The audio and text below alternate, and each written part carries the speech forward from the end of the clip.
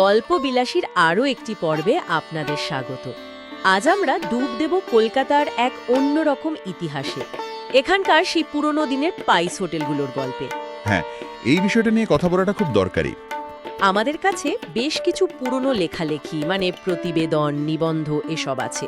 এগুলো থেকে আমরা বোঝার চেষ্টা করব এই পাইস হোটেলগুলোর আসল গল্পটা, মানে এদের শুরুটা কিভাবে, কেন এরা এত গুরুত্বপূর্ণ ছিল বা আছে, কি ধরনের খাবার পাওয়া যেত, আর এখন এদের অবস্থাটাই বাকি। একদম। দেখুন, এদের শুরুটা তো সেই 19 শতকের কলকাতায়, যখন শহরটা বদলাচ্ছে, মানে শিল্পায়ন হচ্ছে, কলকারখানা, অফিস কাছারি বাড়ছে। তখন গ্রাম বাংলা বা অন্য জায়গা থেকে প্রচুর মানুষ আসছেন কলকাতায় কাজের খোঁজে বা ধরুন পড়াশোনার জন্য। ঠিক। তাদের জন্য সস্তায় ভরপেট ঘরোয়া খাবার দরকার ছিল।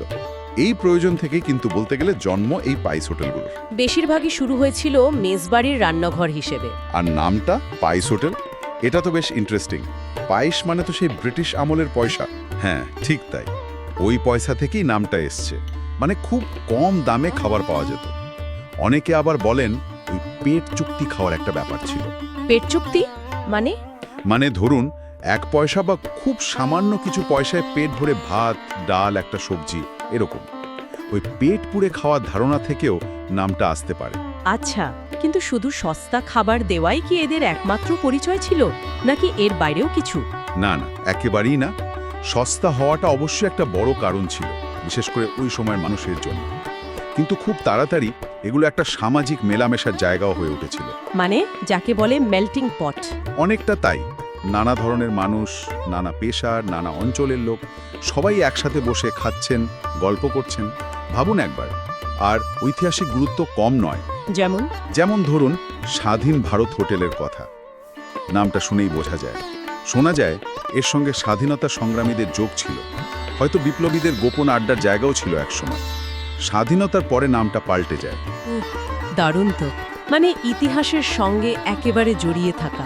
ঠিক, এখানেই এদের তাৎপর্য। শুধু খাওয়ার জায়গা নয়, এরা ইতিহাসের সাক্ষীও। আর ইতিহাসের সঙ্গেই তো জড়িয়ে আছে স্বাদ। এদের আসল টান তো ওই ঘরোয়া বাঙালি রান্নায়, তাই না? একদম। ওই আলু পোস্ত, মাছের ঝোল বা ভাপা, মুড়িঘণ্ট, মোচা চিংড়ি, ছেঁচড়া, একেবারে যেন বাড়ির রান্না। আর একটা জিনিস শুনেছি, এরা নাকি রোজ সকালে নিজেরা বাজারে গিয়ে টাটকা জিনিস কিনে আনেন এখনো। হ্যাঁ, অনেক হোটেলেই এই রীতিটা এখনো আছে। টাটকা মাছ, টাটকা সবজি। আর রান্নার ক্ষেত্রেও একটা দর্শন আছে, যাকে বলে নাক থেকে লেজ। মানে কোনো কিছুই ফেলনা নয়। ঠিক তাই। উপকরণের সবটুকু ব্যবহার করা। আর রান্নার পদ্ধতিও অনেক জায়গায় বেশ পুরনো দিনের। মাটির উনুন, ঘানিতে পেশা খাঁটি সর্ষের তেল, হাতে বাটা মশলা, এসবের ব্যবহার এখনো দেখা যায়। বাহ! আর পরিবেশনটাও ঐতিহ্য মেনে। বেশিরভাগ জায়গার কলা পাতায় ভাত দেওয়া হয়, মাটির গ্লাসে বা ভাঁড়ে জল। আর প্রত্যেকটা পদের দাম কিন্তু আলাদা করে ধরা হয়। হ্যাঁ হ্যাঁ, এটা শুনেছি। ভাতটা হয়তো একটা বেসিক দামে, কিন্তু বাকি যা নেবেন, মাছ, মাংস, সবজি, ডাল, সব কিছুর আলাদা দাম। একটা সময় নাকি পরিবেশকরা সুর করে মেনু বলতেন। হ্যাঁ, সেরকম গল্প শোনা যায় বটে। বেশ একটা ব্যাপার ছিল আর কি। আচ্ছা, যদি কয়েকটা মশহুর হোটেলের কথা বলি, তাদের বিশেষত্ব কি? অনেকগুলোই আছে, আর প্রত্যেকটা নিজস্ব চরিত্র। যেমন ধরুন জগন্নাথা ভোজনালয়, প্রায় 150 বছরের পুরনো। এদের কচি পাঁঠার মাংস খুব বিখ্যাত। নানা রকম মাছও পাওয়া যায়, রুই, কাতলা, ইলিশ, পার্শে, কই, চিতল। কিছু জায়গায় এখনো মেঝেতে বসেই খাওয়ার ব্যবস্থা আছে। 150 বছর, ভাবা যায়। তারপর ধরুন সিদ্ধেশ্বরী আশ্রম। এটা কিন্তু বেশ আধুনিক হয়েছে, ভেতরে এসি বসেছে, কিন্তু রান্নার স্বাদটা ধরে রেখেছে। পোস্তর বড়া, মোচা চিংড়ি, রুই ভাপা, এমনকি গলদা চিংড়িও দারুণ জনপ্রিয়।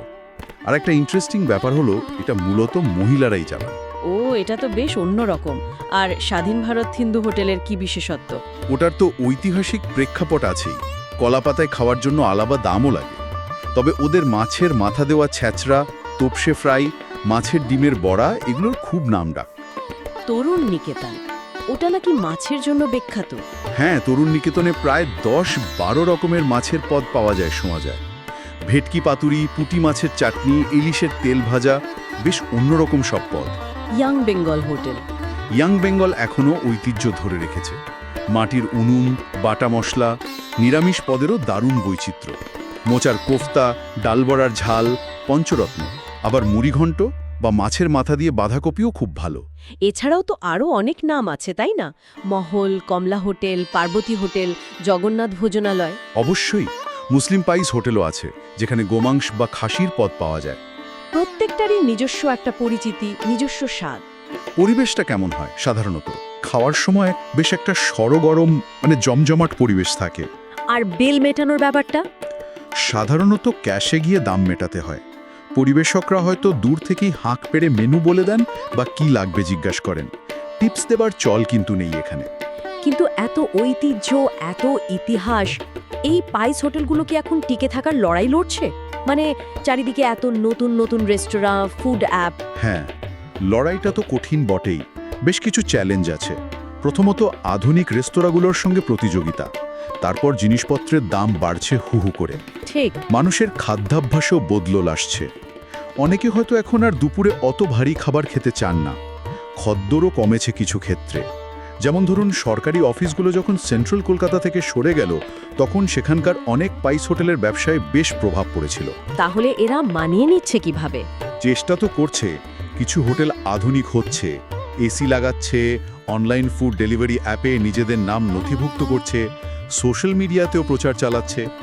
সিদ্ধেশ্বরী আশ্রম বা ইয়ং বেঙ্গলের মতো হোটেলগুলো ঐতিহ্য আর আধুনিকতার একটা মেলবন্ধন করার চেষ্টা করছে। তবে পরিষ্কারতা নিয়ে কিছু অভিযোগও তো শোনা যায়। হ্যাঁ, সেটাও একটা সমস্যা। কিছু হোটেলের পরিবেশ বা পরিষ্কারতা নিয়ে প্রশ্ন ওঠে। এটা একটা গুরুত্বপূর্ণ দিক, যেটার দিকে নজর দেওয়া দরকার। ইদানিং ফুড ব্লগাররা অবশ্য এদের নিয়ে বেশ হইচই করছেন। এটা কি সাহায্য করছে? অবশ্যই করছে। প্রচার তো সবসময় সাহায্য করে। নতুন প্রজন্মের কাছে এদের পরিচয় তুলে ধরতে ব্লগারদের একটা ভূমিকা আছে। কিন্তু শুধু প্রচারিত যথেষ্ট নয়। মানে ঐতিহ্য ধরে রাখার পাশাপাশি গুণমান, পরিষ্কারতা, গ্রাহকদের স্বাচ্ছন্দ্য, এই দিকগুলো দেখতে হবে।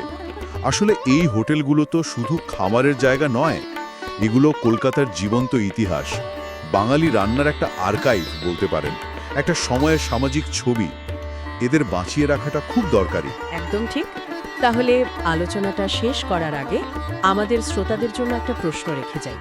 কলকাতার এই যে দ্রুত বদলের স্রোত, এই আধুনিকীকরণের যুগে দাঁড়িয়ে এই ঐতিহাসিক পাইস হোটেলগুলো কি পারবে তাদের সেই পুরনো ঐতিহ্য আর খাঁটি স্বাদটা বজায় রেখে টিকে থাকতে? আজকের খাদ্যরসিকদের রুচি পাল্টাচ্ছে, ফাস্টফুড হাতের মুঠোয়। এই অবস্থায় এদের ইতিহাস আর ঘরোয়া স্বাদ কি যথেষ্ট হবে লম্বা দৌড়ে জেতার জন্য? এটা নিয়ে ভাবার অবকাশ রইল।